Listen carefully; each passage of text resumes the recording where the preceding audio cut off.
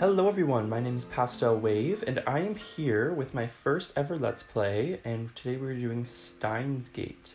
I haven't heard of this game at all, I haven't played any of it or seen any of it, I really don't know anything about this game. From what I saw from the Steam store, it has something to do with altering the past or something like that. I don't really know much about it, but I really like Danganronpa, so I figured this game wouldn't be far off from something that I would like to play. So this is going to be blind, so please refrain from putting spoilers in the comments. I know I probably won't have any viewers anyway, but if you are just someone that happens to stumble upon this, just please make sure to stay respectful and don't ruin this experience for me just because I'm putting it online. Alright, and this is Stein's Gate. There's no end, though... I can't read. There is no end, though there is a start in space, infinity. It has its own power. It rules and it goes through there... What the fuck? Can I just not read? Okay. There is no end, though there is a start in space, infinity. It has its own power, its rules, and it goes... Oh my god! English, motherfucker! Do you speak it? I haven't even hit start yet. Okay, I'm gonna try this one more time, and if I can't get it, we're not doing this. There is no end, though there is a...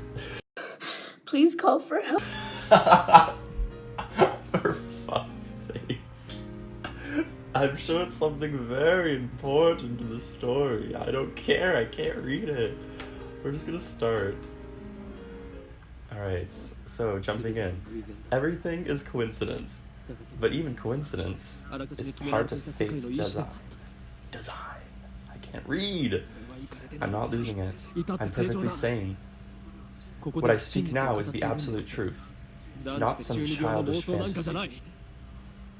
No matter how trivial something may seem, it has the potential to shape the future. Have you heard of the butterfly effect? Yes, until dawn. If not, look it up. Wait, you do research for this shit? Then you'll understand how careful you must be. Unfortunately, I didn't understand. If only I had realized how dangerous my actions were, then I wouldn't have lost her. The future wouldn't have turned out like this. But how could I have known? How could I have known that by pressing that button, I would decide the fate of all mankind? The fuck? Just think about it. The average human perceives just 1% of his environment. We're not nearly as clever as we like to think.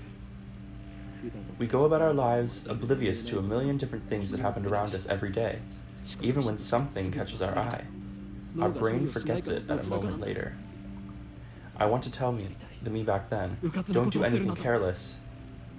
Don't do anything rash. Don't pretend you didn't see that. Pay more attention. Oh, I'm so fucked, guys. What the fuck? The hand of conspiracy was always closer than you thought. Just waiting for the right moment to strike. I don't think it's looking good. Oh god. The universe has a beginning, but it has no end. Infinite. Stars too have a beginning, but are by their own power destroyed. History teaches that those who hold wisdom are often the most foolish. The fish in the sea know not the land. If they too hold wisdom, they too will be destroyed. It is more ridiculous for man to exceed light speed than for the fish to live ashore. The way this is going is very slow, not enough for me to read it. This may also be called God's final warning to those who rebel. Maybe I just can't read. Stein's Gate. Space makes me so uncomfortable. Like, that just made my anxiety go up. I just don't like the idea of floating through space. Ugh, like, there's below you nothing? I can't. Hey, what are you mumbling about? Okay, I'm not a voice actor. I can barely talk myself. But if they have weird voices, I will try my best to mimic them, and if it sounds horrible, I am so sorry. For now, I don't know who this is, so I'm just gonna say, hey, what are you mumbling about? There's no sound from the phone against my right ear, only silence. I am baking in the summer sun. Sweat slowly slides down my chin and drips onto the asphalt. Ooh! Ocarin! It's to Ocarin! A girl is standing in front of me. She calls my name with an inquisitive tilt of her head. She's so cute! I like her little hat with a little bow up. There's 3 bows? Oh. No, I don't trust her. If you have 1, cute. 2, suspicious. 3, I don't trust you. Period. We are about to infiltrate deep into enemy territory, yet despite the imminent risk of death, there's no hint of tension on her childlike features. I cover my phone's mouthpiece and turn to the girl with an index finger to my lips. You talking to someone? What the fuck? I just gave her a voice that I liked, and now I can't do it. I nod and put my phone back to my ear. Still no sound from the other side. My contact is wise to maintain silence. The whole area could be bugged. Bugged? Who am I? Like, what? No, I was talking to someone. Everything's fine. I'm about to infiltrate the assembly hall. Ooh. Oh, okay, so is this us? Rintaro? Or no? Because if I'll give him I'm gonna give the main character my voice, but then any other character I'll try to give different voices. Still no reply. Bear with me, I've never done anything like this before, so I'm gonna try my best. Looks like they just wanted my report. It's too dangerous to waste time talking here anyway. Yeah, Dr. Nabachi got the jump on us, but I'll make sure he tells us everything. Is there a way for me to, make this text faster? What? What? The organization is on the move? I open my eyes wide to match my shocked tone. That is mean. Oh my god, this is so hard. The girl turns towards me in surprise. I sigh, shaking my head as I rub my temples. I see. So that's the choice of Stein's Gate. El Sai Kongoro. Kongoro? Kongoro. I'm just gonna say Kongoro. I speak the parting words, then pocket my cell phone. Okay, so I'm Rintaro, but what did she call me earlier? Because I don't think it was Rintaro. Steins Gate. Some know of it as fate. To others, it is the will of God. You could count on one hand the people in this world aware of its true nature. In any case, we should begin the infiltration. How are you? I'm okay. Yeah.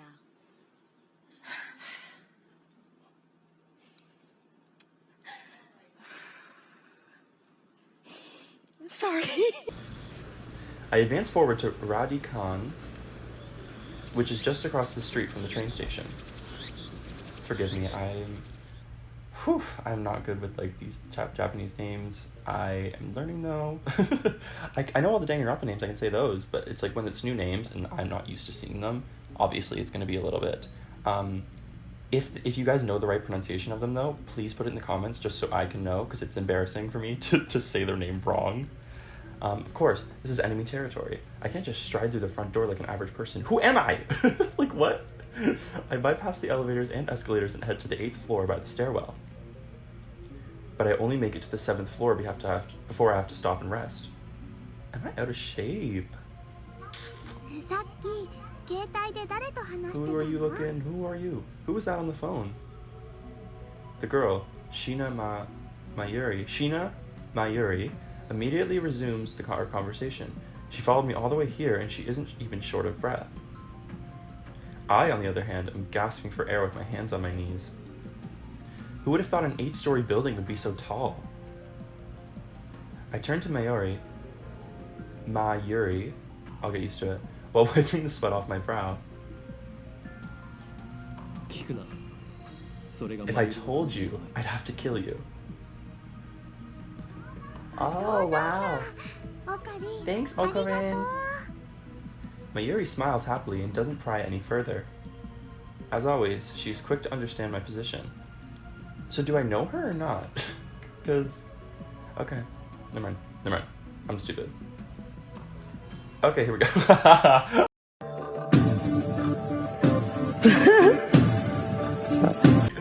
Do they know each other? We've known each other since we were both little. Mayuri is 16, 2 years younger than me, so she's more like a little sister than a typical childhood friend. Oh no, something bad's gonna happen to her, isn't it? Okay, never mind, I trust her. I'm sorry what I said before about the bows. Still don't like them, but I've been looking out for her for as long as I can remember. I used to hope that Mayuri might become the key to Stein's Gate, but now I've reconsidered. What is Stein's Gate? I don't want that terrible fate for her. She should live a normal life. That is my present wish. Ooh, we're going upstairs? Shit gonna happen. We continue to the 8th floor, and the assembly hall in front of us stands a cheap-looking stage with a podium and a sign reading Dr. Nakabachi's Time Machine Press Conference. It's not noticeable. Okarin! Mayuri insists on calling me Okarin, but it's neither my real name nor my code name. It's just one of those annoying nicknames people use. Yeah, I get those too. Usually it's homo, but... How many times do I have to tell you? Don't call me Okarin. Huh? But I've always called you that. Yo, I need to work on that voice. That was then. I've since become... Hoyoin Kiyoma. The insane mad scientist hunted by secret organizations the world over. But that's too hard to remember. In any case, Hoyoin Kiyoma is my true name. Hoyoin Kiyoma. I think I got that. To me, and if it well, Besides, it doesn't even sound like a Yokobe Rintaro. You're weird. Cease your foolish laughter. Oh god. Akobe Rintaro may be my real name, but I have rejected it, for it is stupid. That's a stupid name. And so, I also hate the derivative Okarin. Come on, it sounds like that elf boy's blue pipe thing. Are they talking about Link? Blue pipe, Ocarina, blue? Elf boy, Link? I don't know. So, Okarin, can I ask you something? In one ear and out the other. She's been calling me that for 5 years now, so maybe it's just time to give up. What are we doing here?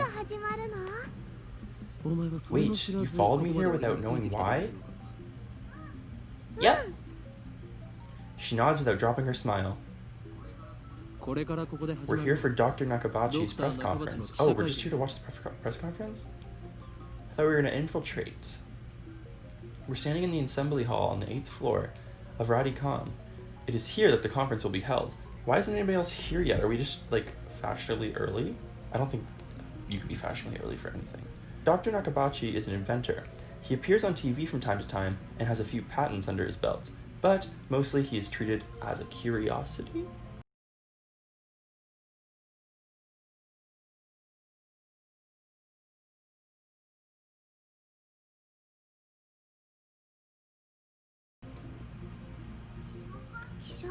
Press conference?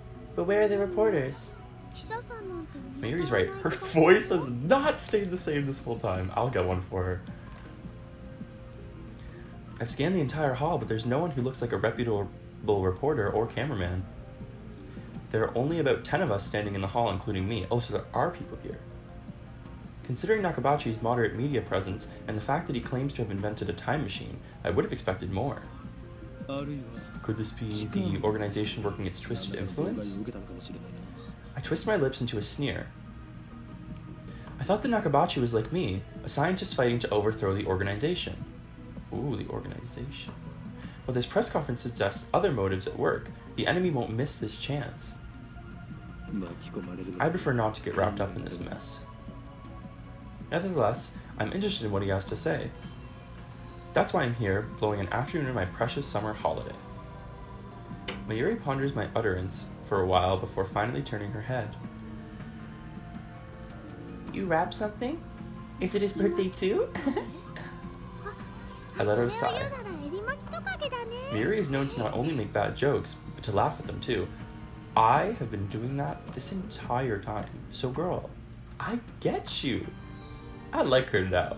Bitch, we're both dumb as fuck. See? I just did it again. She's always been special. Girl, me too? What the fuck? Keep your guard up, Mayuri. I suspect this won't be a normal comfort. I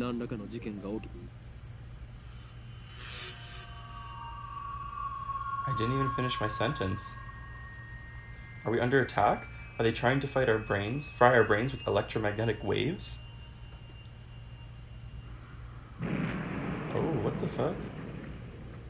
Okay, there's 10 people, but why haven't I got to meet them? Dust falls from the ceiling as the floor shakes. We're definitely under attack. It's coming from above, but we're on the top floor. The roof. They're on the roof. All that's above is the roof. Yeah, no...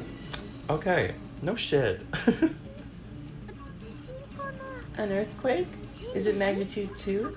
What does magnitude mean again? Fuck, I gotta get her voice down. It spoke to me.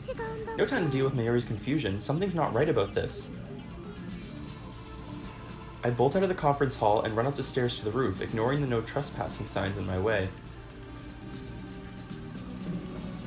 The door is open. Upon closer inspection, I realize that the lock has been broken.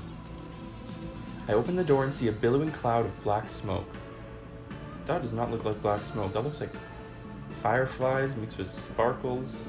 Some shit. Rhinestones plaguing the town. There's some kind of phosphorescent. Some kind of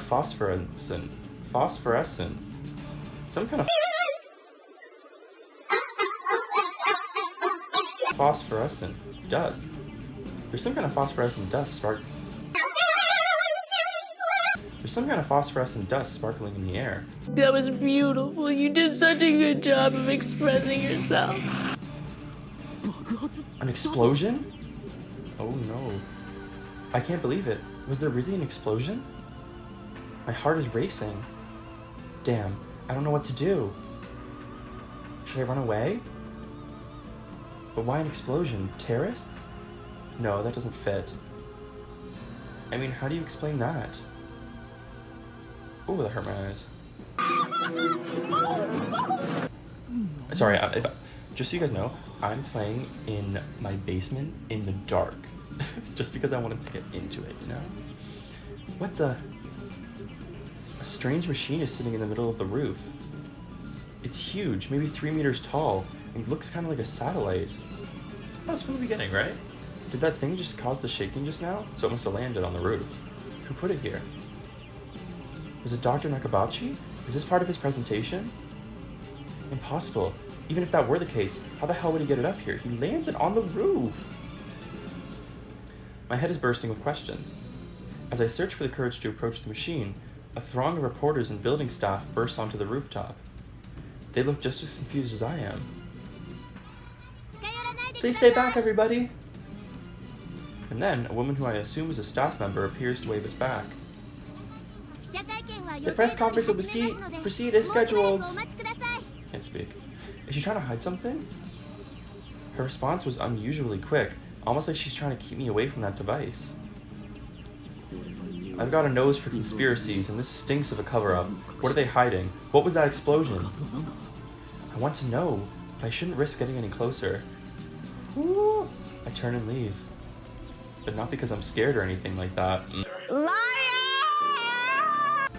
Staff members lead all of us back onto the 8th floor. Mayuri is nowhere to be seen. She's not in the event hall either. I find her on the 7th floor. Several capsule toy machines are lined up next to a plate reading Birthplace of Japan PC.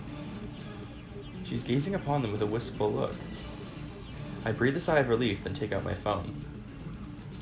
It's me. I've got a bad feeling about this. Something's happening, and I have no idea what it is. Yeah, I know. Don't worry. I won't do anything to jeopardize the mission. Elsai Kongaru. After I speak the words and hang up, I am able to wipe the sweat from my forehead. My sweat is cold. Half of me hopes something will happen, the other half fears the same thing. I'm so sorry. I'm not really talking much about it, but I'm just getting into it. I just want to know what happens. I put away my phone and look back at Mayuri. She's literally just... There's an explosion, and she's looking at dollar store toys. She's still staring at those capsule toys that are useless. She doesn't seem to be worried about the explosion at all. Queen. I can't decide if she's just level-headed or just airheaded. Okay. Period. What are you doing?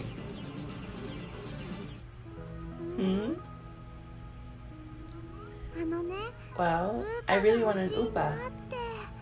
Just as I thought. Mayuri points to a capsule machine. The sign says Rainnet Kakeru, a 3D character doll series.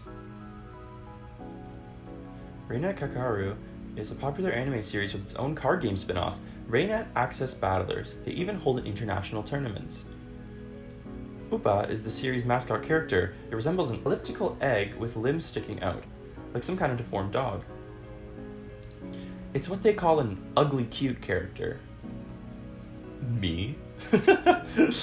High school girls find these creatures adorable for some reason. Last year, an ugly frog character was the rage. Its name escapes me though. Pastel. Like, fuck. Then go for it. I can't guarantee you'll get an Upa though. Mayuri gives me a troubled smile. But Mayushi's all out of 100 yen coins. Mayushi? Is that what Mayuri calls herself sometimes? According to her, it's supposed to have a star at the end. Mayushi star. But who really cares? So, can I borrow 100 yen, please? She holds her hands out with a look like a begging puppy. Looks like she was planning this from the very beginning. Well, at least she didn't say gimme. Queen. Do you think it's that easy, Mayuri? You'll get no money from me. Instead, I'll show you how harsh life really is. I pull out a 100 yen coin, set it into the machine's slot, and spin the lever. Ah! Ah! That's not what she sounded like. I open the capsule and take out the contents. Mayuri leans forward eagerly to see what I got. It's an Opa! It's a metal Opa! Is it rare? Super rare! While I examine the metal Opa, a boy who's watching us tries his luck on the same Rainnet machine. Ah, a normal Opa. He looks at my metal Opa in resentment. I turn to see Mayuri's sparkling eyes also fixed on the Opa. Hey, high school girl, you're acting like a little kid. I give this creature of metal to you, Mayuri. Honestly, I don't want it. Really? Are you sure, Ogarin? The name's Hoyoen? The name's Hoyoen Kiyoma. I got it right before. Hoyoen Kiyoma. Hoyoen Kiyoma. Thank you, Ogarin. It's easier for girls to do guy voices, but it's really hard for, I feel like it's really hard for guys to do girl voices. Is she doing it on purpose? Thank you all for coming to Dr. Nakabachi's time Let me get this one more time. Thank you all for coming to Dr. Nakabachi's Time Machine Press Conference. Oh my god. I hear the announcement from the floor above. Sounds like they're starting.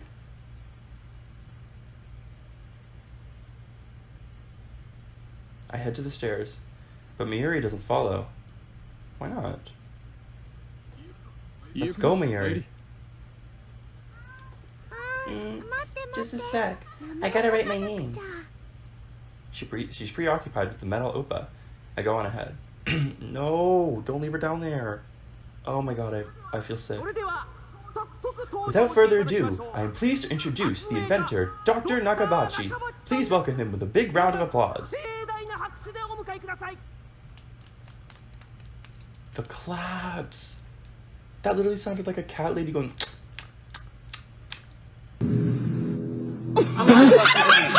I'm so sorry. Dr. Nakabachi enters to sparse applause. Okay, it was supposed to be like that.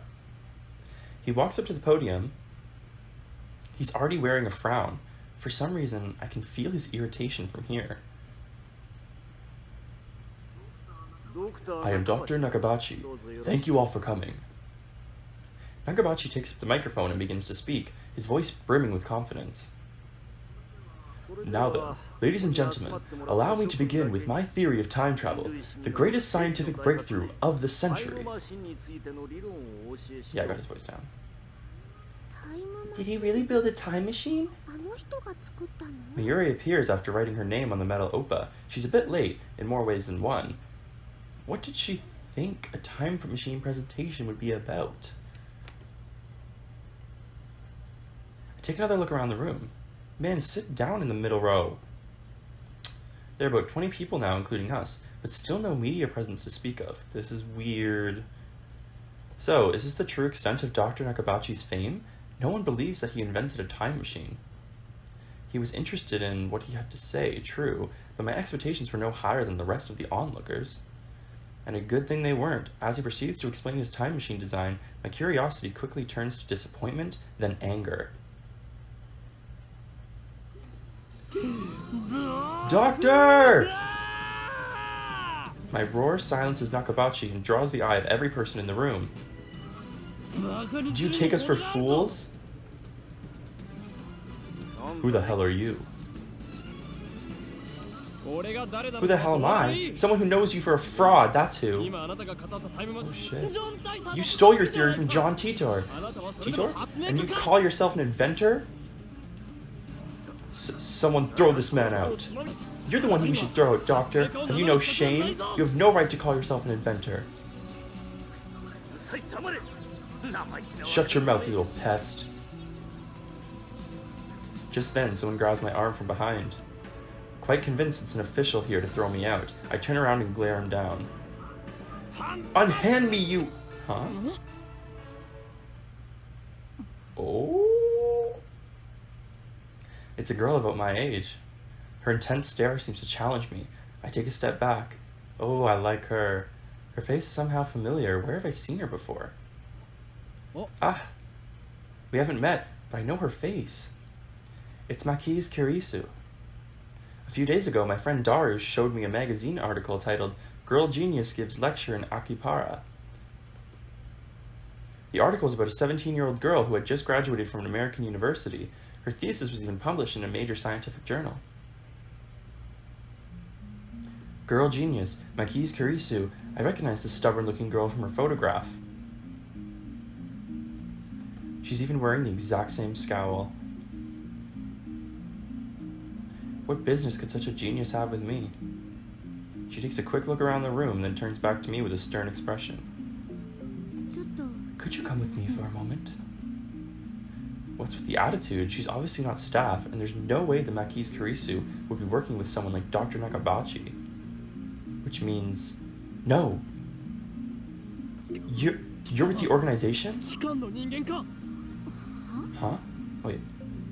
Huh? If their tendrils have gotten this far, then I've made a grave mistake. Stop fooling around and come with me. My opus has already attracted too much attention. Nakabachi in particular looks like he wants to rip my head off. It must be mortifying to be exposed as a fraud by a bright young man like myself. Boy, he's confident. Anyway, I mustn't draw any more attention to myself. If the organization gets wind of my presence here, it could endanger Mayuri, to say nothing of these ignorant civilians. I let Maki's Kirisu lead me out of the assembly hall. Alright, so I am going to end things here. Thank God. So far, I'm liking it. I'm a little bit confused on what's going on, but hopefully as we go forward, I'll understand it. Right now, I'm thinking she's my favorite. Not that I want to play the favorites game, but I like her. Mayuri, she's cool, but I think she gives off that, like, young aesthetic too much, kind of, like... I think if it's too much of it, I'll get bored of it really quick, unless she changes something, you know? Anyway, thank you guys so much for watching. I will see you guys in the next video, and... Come here, pussy. Come on. Get the fuck out of my goddamn...